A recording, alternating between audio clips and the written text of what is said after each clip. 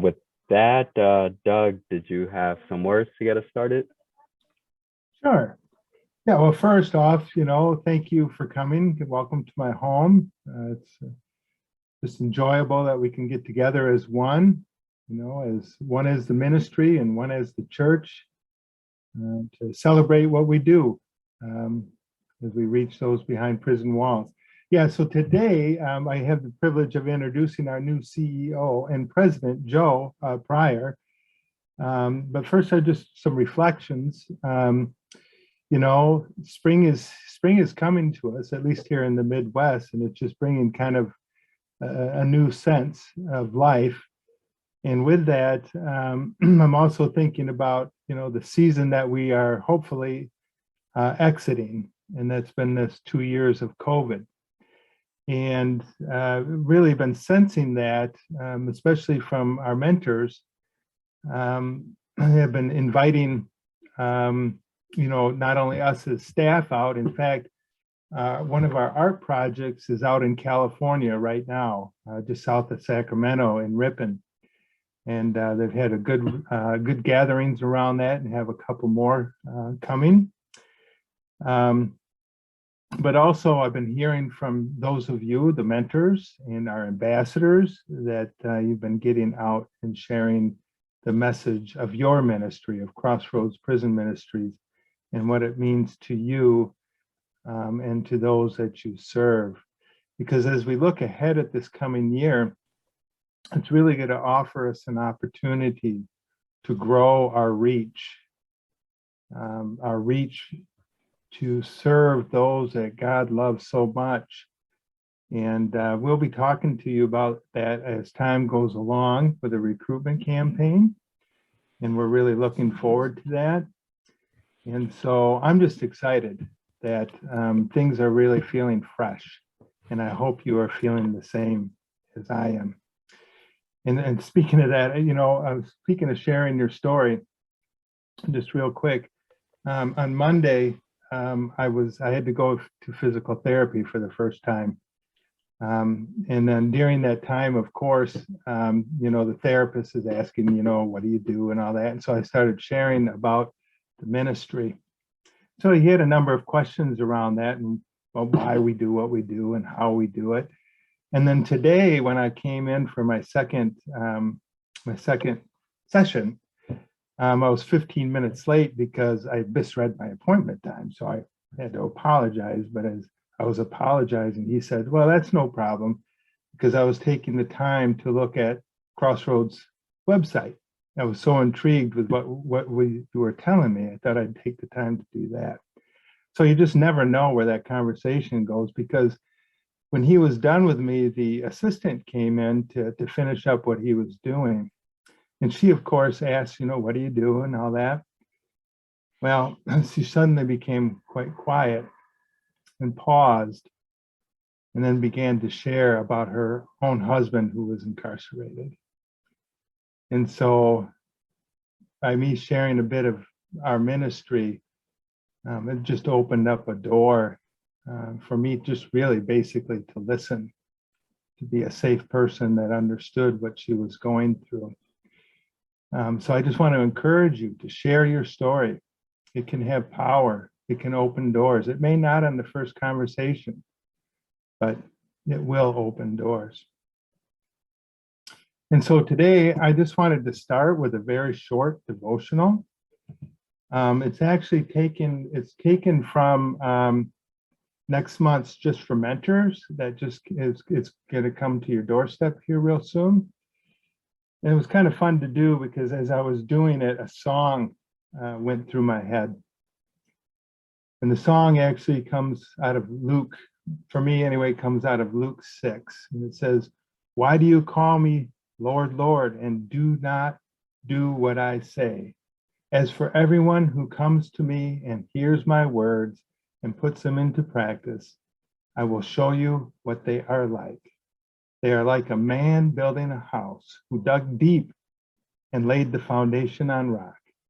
When a cloud came, the torrent struck that house, but could not shake it because it was well built.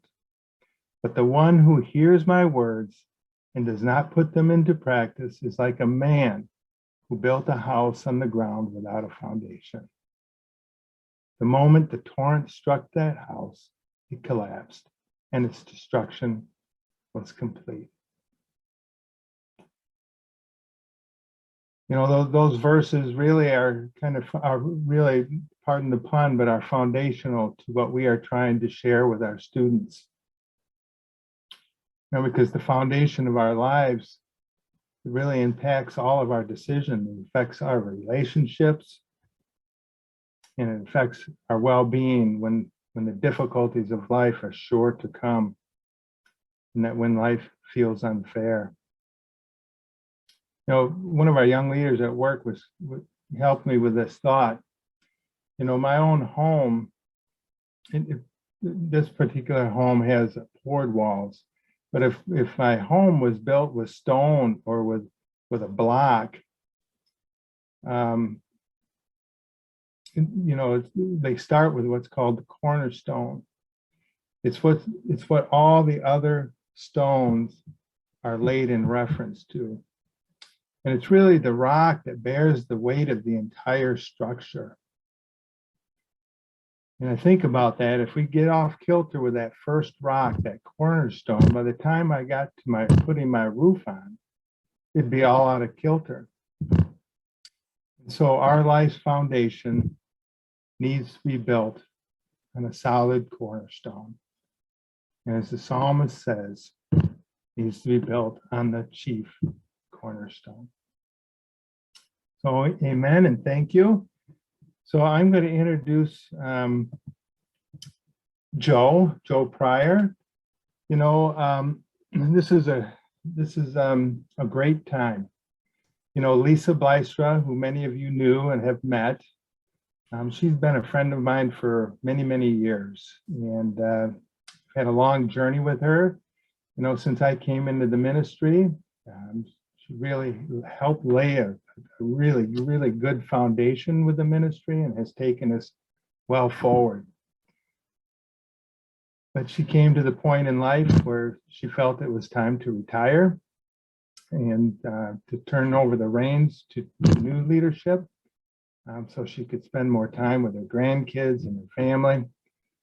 And so in that search for her replacement, which took quite a while, I think we found the right person. In fact, I know we did.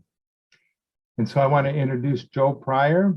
It's just been a pleasure to get to know him, to be with him, just to talk to him. And so I hope you find the same today as I turn over the reins to him. So why don't you, Joe, just jump on and we'll continue. Thank you, Douglas, and thank you, Jose. Appreciate it very much. And thank all of you all, not just for giving me some of your valuable time today, but also for what you do. I was on one of these calls last night, and I was telling that group that one of the things that, and I'll tell a little bit about my background in a minute, just so you'll know me a little better, but one of the things that I always told the chaplains that were in my care is that you may not ever see in this world the impact that your ministry is having on the people that you serve, but rest assured you're having an impact. Rest assured. So, you know, I would encourage each of you to kind of move forward with that knowledge that even if you don't get the feedback, even if you don't get the pats on the back or the responses that give you, you know, a thank you from your students, or you know, hopefully we're saying thank you enough, but you know, it's important for you to know that, you know, wherever God is and wherever the Holy Spirit is involved, you know, he's going to impact people's lives. And it's our jobs as Christians to decrease so that he can increase, to make ourselves small so that he can be big. And I really believe that is what surrender and what surrendering to the sovereignty of God it really means in my life anyway. So just a thumbnail sketch about myself. I'm an ordained minister. I was ordained in 1979, I think. It was a long time ago, so forgive me if I don't remember the exact year, but I believe it was 79. I was ordained in the American Baptist Church. I grew up in Huntington, West Virginia, home of Marshall University, my alma mater, the Thundering Herd. And so I was ordained at a time where I was serving as a minister of youth at a church. And then shortly after my ordination, I was called to pastor a church. I don't know who was crazier, them or me. I was only 26 years old, but I was pastoring a little church in a little town called Wayne, West Virginia. Not even a stoplight, no McDonald's, just a little coal mining town, but very rural community. And so I pastored that church, and then decided I wanted to, after college, go to seminary. So I went to seminary at Southeastern Baptist Theological Seminary in Wake Forest, North Carolina. It's a Southern Baptist school, and that's where I received my Master of Divinity degree in 1985. No, I'm sorry, 88. I went there in 85 and graduated in 88. So from there, I pastored a church in North Carolina. And during that pastorate, I was one of these guys that I thought, well, I've got my credentials now and my training, and I'm just gonna die in the pulpit one day. That's my goal. But God had other plans, and he sent this, who's become a dear friend of mine, a man named Anthony Oakley. And Anthony was a chaplain at a federal prison camp down the road, and he and his family joined my church. At that time, even being in ministry all those years so far and schooling, I never knew, nobody ever told me that prison chaplaincy was a career ministry opportunity. I just didn't know. Nobody ever brought it up to me. So Anthony and I became friends, and my wife and I were over at his house one evening and enjoying some fellowship with he and his family. And he started showing me pictures of his ministry, of some of the programs and concerts and choirs and different activities that they did. And I was intrigued. I said, man, Anthony, that just looks really great. You're really touching a lot of lives. And he looked at me, and it was one of those, and you all have probably had these moments, I'm sure you have, where somebody says something to you, but it's really not them saying it to you, it's God saying it to you. You know what I mean? He looked at me and he said, you'd be pretty good at this. And I remember just kind of stopping for a minute, because I knew somewhere deep inside myself that it really wasn't Anthony speaking to me. It was God speaking through Anthony to say, hey, you need to take a look at this. I didn't know where to go. So my immediate response was, well, I am kind of interested. I'm kind of intrigued. What do I do? How do I look further? He said, well, you need to call this guy. He's a regional chaplaincy administrator for the Federal Bureau of Prisons. And he's located in Atlanta, Georgia. And you need to call him, and he can inform you of the process. So that was in January of 1990. And then I went through that process. It's a lengthy process. And in November of 1990, I became a chaplain in the Federal Bureau of Prisons at the Federal Correctional Institution in Tallahassee, Florida. Great location to start at. It was one of those where I jokingly later told people, when they told me I was going to Tallahassee, Florida, I told my wife, I said, I'll pray about it if you'll pack. We pretty much already decided we were going, but we did pray about it, and it was a great 4 years of ministry there. From there, that was a staff chaplain. Then I was promoted to a supervisory chaplain. Well, first of all, let me say, I never tell God what you won't do. I was happy at a low security male facility. I was fine. I got along well with the inmate population. And after hearing stories from other chaplains, I was brand new. I remember telling somebody, this is great. I love the ministry here, but I'll never work a high security penitentiary, and I'll never work a women's facility. I ended up working both. So be careful what you tell God you won't do, because you'll end up doing it.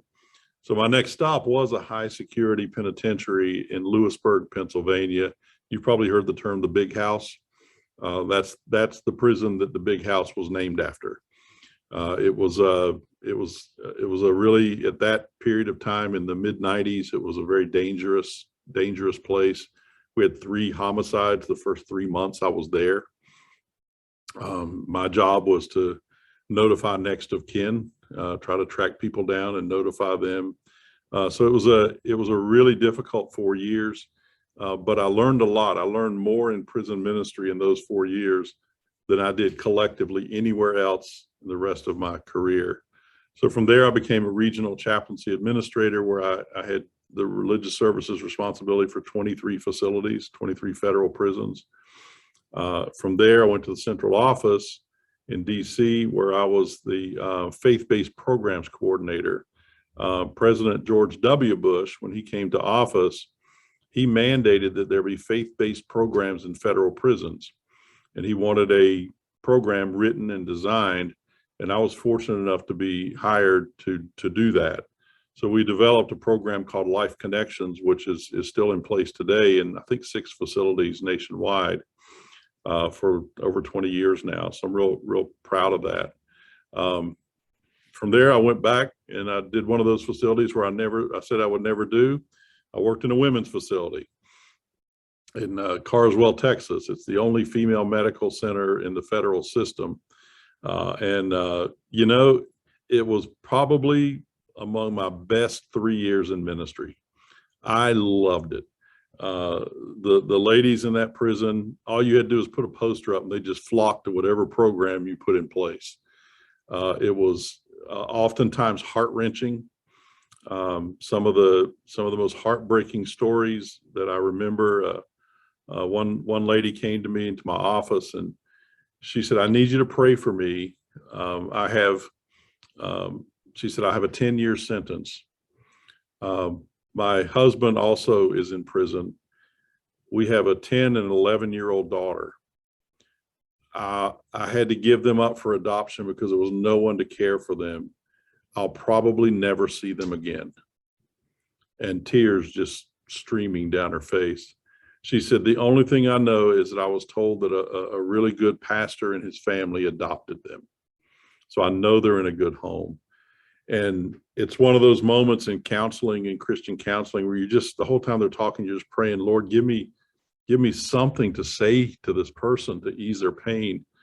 And the only thing I could come up with to say was, you know, there's 1,100 other ladies here. A lot of them have children. You're one of the few that knows that her children are safe. There are a lot in here that don't know where their children are, or if they're being cared for or abused or harmed in any way. So try to hang on to that. There was another lady there. Her name was Alice Johnson. The name may ring a bell for you. She was recently pardoned by former President Donald Trump. She worked in my chapel. She would help clean the office up, but she also she did things like write plays and help put together Easter and Christmas programs, Mother's Day programs. And really, she had a life sentence. She was a little older, but she had such a ministry awareness where she ministered as much as the chaplains did, if not more. So when I'm watching the State of the Union address and all of a sudden I hear a name from the President of the United States, I'm like, well, that name rings a bell, you know.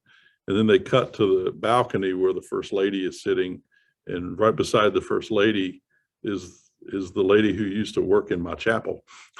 So it was kind of a surreal moment. It's not something that you really expect to see. So she called me and said, "Oh, Chaplain Pryor, I was wanting to let you know that I was out of prison." I said, "Oh, I saw it." I said, "You don't have to call me chaplain anymore. My name's Joe. I'm not your chaplain anymore." She said, "Okay, chaplain, that's fine." And to this day, whenever I speak with her, she calls me Chaplain Pryor. But I'm so happy for her. I'm so very happy for her. But here was this person who had a life sentence, but because of her faith in Christ, was doing good in the circumstances that she was in. So from there, went back to the central office. Long story short, if it's not too late for that, ended up being the chief chaplain for the Federal Bureau of Prisons, 116 institutions, 250 chaplains, and just a wonderful experience to be able to shape chaplaincy on a nationwide scale. So that's kind of my chaplain journey. But all along that way, all those facilities, all those offices that I was blessed to work in, one of the main consistent themes throughout was the value of the role that volunteers play.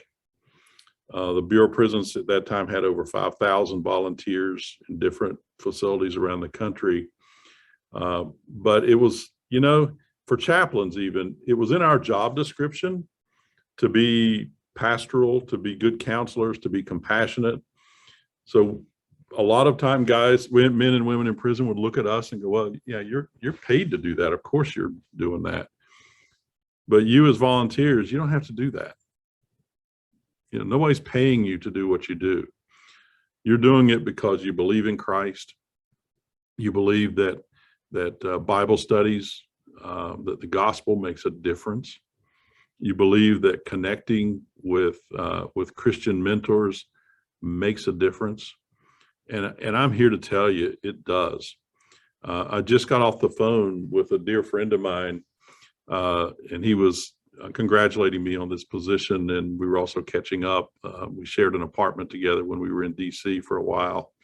Manny Cordero, I don't know if y'all know Manny or not, but Manny was saying, he said, I'm so glad you're here, you're there. He said, you know, I like you, he said, I remember Crossroads being in the prisons where I served and the difference that it made. And he said, I'm just so glad you're there to be a leader, you know, with the other great staff there at Crossroads.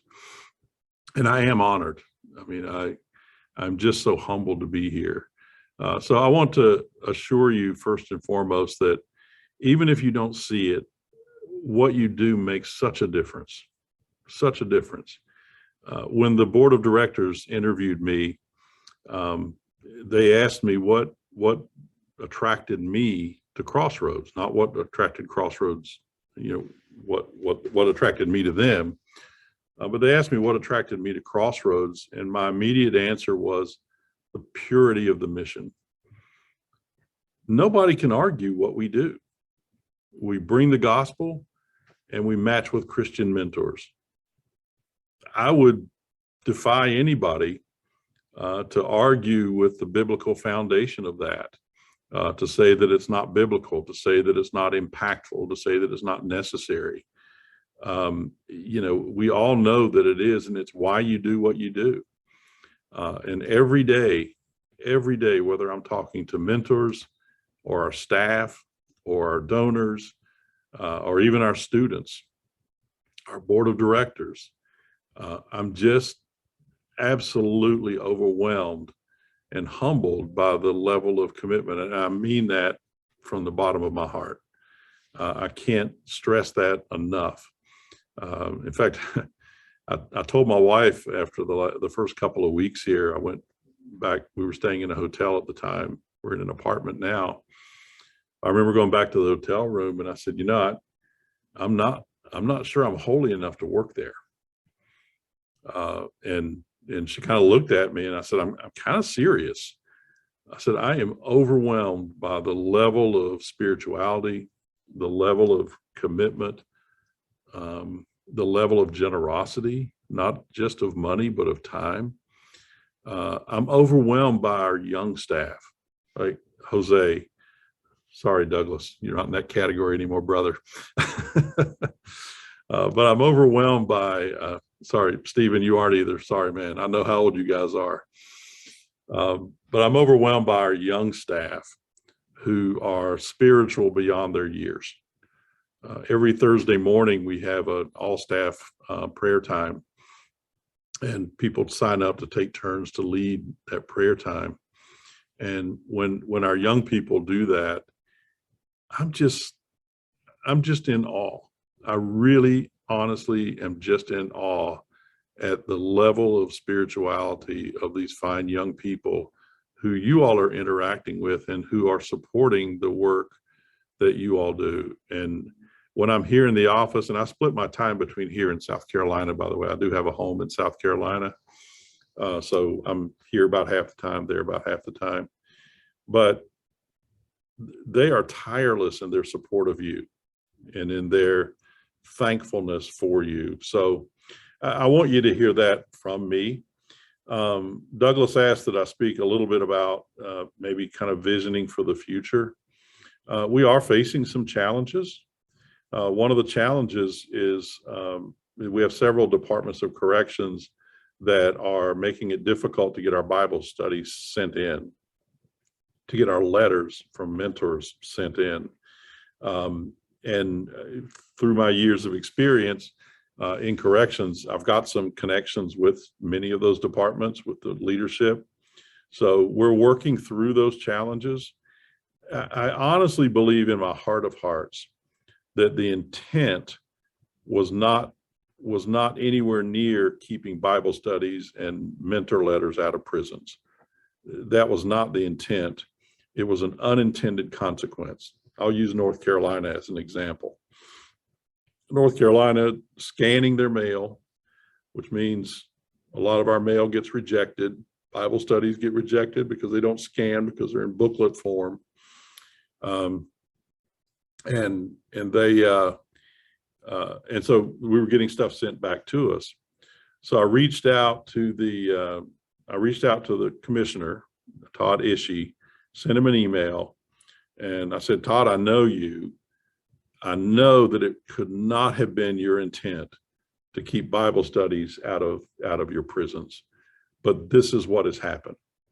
Within a couple of hours, he forwarded my email to a member of his staff who could help me, which I didn't expect him to be the one. I expected him to forward it to somebody. He's the top guy. And she immediately reached out and said, let's talk. And we worked through some issues with her, and then she tossed me to the chief chaplain. And the chief chaplain told me that she said, Joe, I can promise you, when the agency put together this scanning process for mail, we didn't even think about Crossroads. We didn't think about correspondence courses for education. We didn't think about any of that. It just didn't cross our mind. It was an oversight, was the word that she used. So now they have come up with a policy, a procedure. It's a little bit cumbersome, but it's workable, it's doable, where we can now get our Bible studies and our letters back into North Carolina prisons. So the 200 individuals who were students who we lost, we're now able to re-engage, with them. So that's one of the challenges, and we have to work through that state by state. Just because we worked it out with North Carolina doesn't mean that Wisconsin is going to be solved or Florida is going to be solved.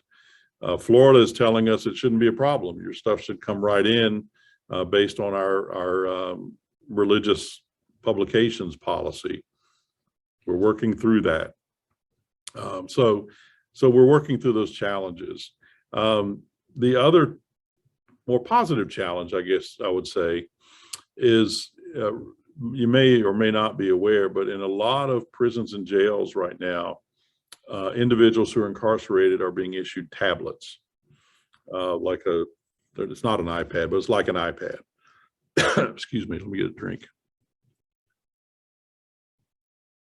So they, on these tablets they can download music, they can download books, but they can also download programming, videos, things like Bible studies. And there are some Bible studies on these tablets already.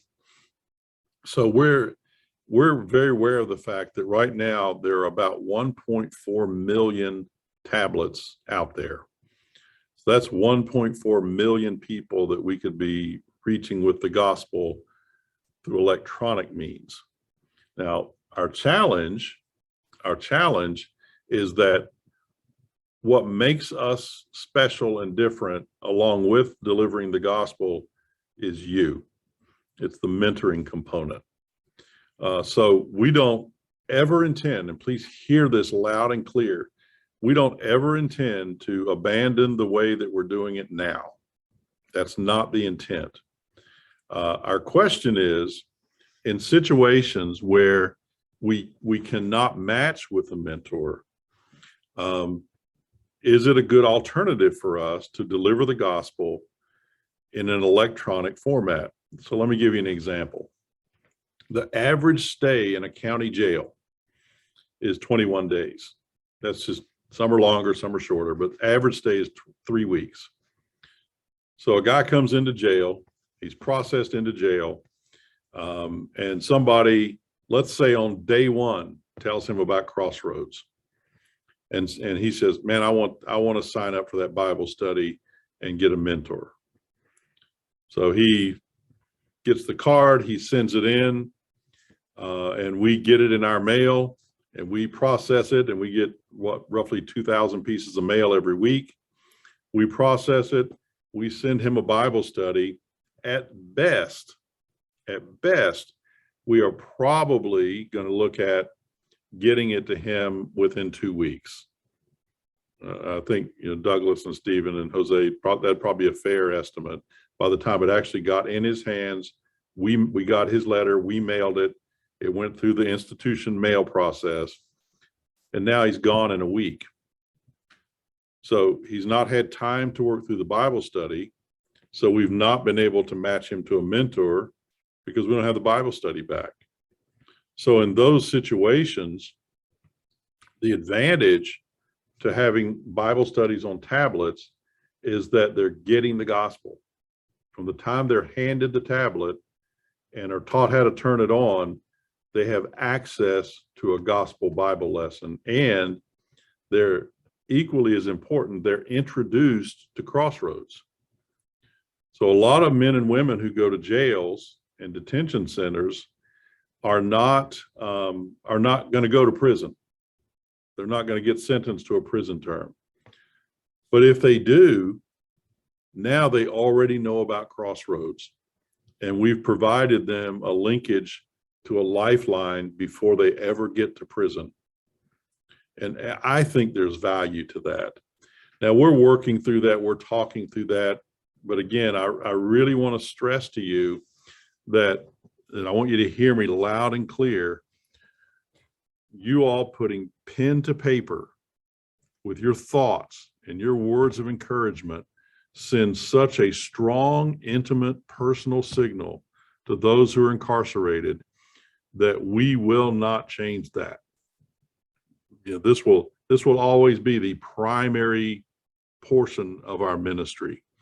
We're just trying to figure out ways to strengthen that with a segment of the population, a prison population, that we just simply, they're not in there long enough for us to reach them in the way that we're now reaching them. So please hear me loud and clear. So that's kind of me in a nutshell. That's some of the issues and things we're facing now, and also some looking to the future.